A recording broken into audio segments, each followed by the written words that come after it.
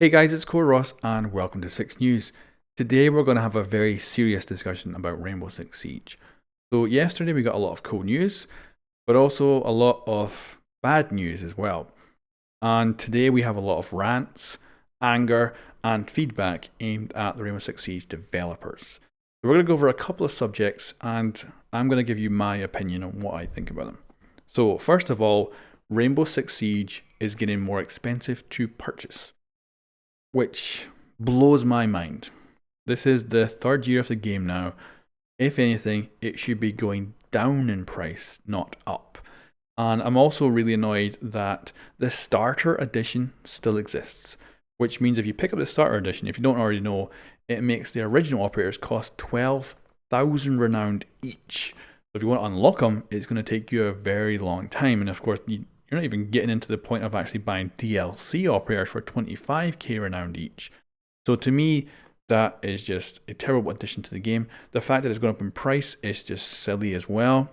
And they've now renamed the standard edition of the game the Advanced Edition, which is exactly the same as the standard editions. However, you get 10 Outbreak Packs with it. Now, you can also buy the Gold Edition and the Complete Edition, which also gives you those Outbreak Packs as well. But if you bought the Gold Edition last year, you don't get the Outbreak Packs. If you bought the Complete Edition last year, you don't get the Outbreak Packs. You also don't get Outbreak Packs for the Season Pass as well. And I do feel like that's not good. Like, it's more than likely you're not going to bother repurchasing the game, especially if you've already decided to support it by picking up the Season Pass. So really, all of that I really do not like.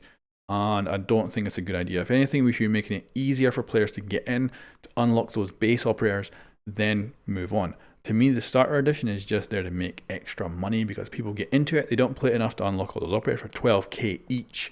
So they have to then use money to buy operator packs or R6 credits to unlock those operators that they want. And I think that's just horrible. So I really would have loved to have seen the standard edition replace the starter edition and just be a lower cost entry into Rainbow. That would have been perfect, I think. So I don't like this way at all.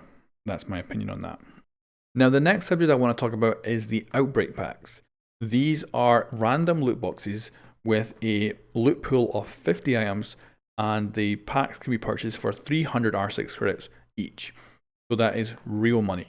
Now, you will get 4 of these packs just for logging in when the event is on, but I think this does cross a red line. Now, the great thing about the cosmetics in Rainbow is that you buy what you want. So you can buy stuff with Renowned, you can get stuff for free in Alpha Packs, and you can pay money. And there is lots of packs that you can only buy with money. For instance, the Pro League sets.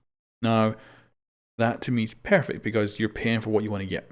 So like, you want to get the Pro League set, you pay money, you get it. So say with these new Outbreak Packs, I want to get the headgear and the body outfit for Hibana. That would mean if I'm one player and I buy 10 packs, I might get all those items that I want. I might be another player who buys 10 packs and get none of them, or it might be another player who buys 10 packs and only gets the headgear for Hibana. Now, that's what I don't like. It adds an element of gambling. You have to work with the randomness. You might get really lucky and you might only have to buy a couple of packs and you get exactly what you want, or you might have to buy all 50 to get what you want. And of course, you're left with a bunch of cosmetics you didn't want to actually get, but you paid money to get them, even though you're never going to use them. So that is, to me, crossing a red line, because you're stepping it up to the gambling point, which we've seen has not gone very well with other games. So I don't like that. I would love if this Outbreak thing started and these hazmat suits and the hazmat skins were purchasable only with money, but you can purchase exactly what you want. Now, we actually do know we're going to get free cosmetics. We're going to get 4 of these packs for free. So we're definitely going to get something. And we're also going to be getting actually cosmetics for completing the missions as well, although these are different loot items from the actual ones in the packs. So there's plenty to actually get, and to me it's not a problem. Like, I'm not going to rage about this because I'm not actually going to buy any of these packs. I don't want any of these hazmat stuff. I'm not bothered. I don't want any skins, so it's not a problem for me. I'm not going to spend real money on them. But there will be people out there who really want to get these hazmat outfits, and they might have to spend a lot of money to get them. And of course, it's going to be random what you get. So unless you buy them all, you might miss out on stuff, and that might then mean you're very tempted to spend more money to pick up more items. Very slippery slope right down. Developers can start falling down. Because if this event goes really well and a lot of people buy these Outbreak Packs and the Rainbow Six Siege developers make a ton of money, you know what's going to happen next. This is going to start happening with everything else. We're going to start seeing a lot of these special packs coming out where you're going to buy a whole bunch to get what you want. And that to me is definitely crossing a red line. I love the way Rainbow Six Siege works right now, because if I want to spend money, I can buy exactly what I want, or I can get something for free, or I can play the game as much as I want and buy stuff worth renowned, so I'm being rewarded for playing the game a lot.